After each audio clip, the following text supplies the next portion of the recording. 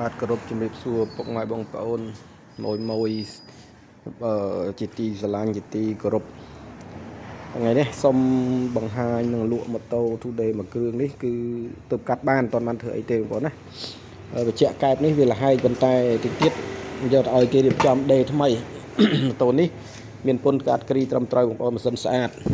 ហើយបងប្អូនណាសិន day មួយឆេះម៉ា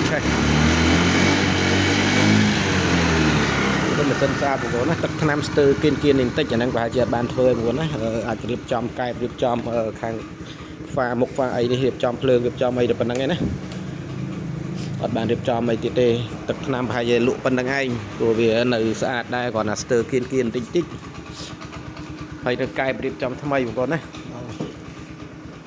នេះមានពន្ធកាត់គ្រីត្រឹមត្រូវម៉ាស៊ីនស្អាតស្ងាត់ចេះជីឆេះជីស្ទុះស្រួលមូលបានបងប្អូនចាប់អារម្មណ៍ទិញយកទុកប្រើចិត្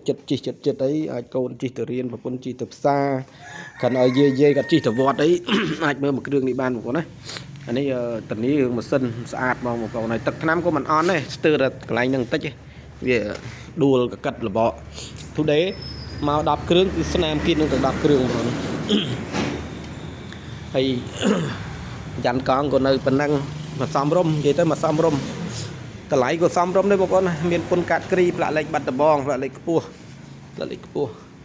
បងប្អូនចង់បានអាចឆាតមកបានណាតម្លៃក្នុងឆាតត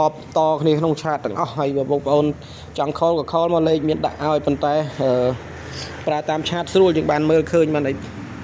ថតមើលវីដេអូផ្ទាល់ម៉ូតូនៅស្អាតបងប្អូនស្ទើរតែស្រោមកែបហើយ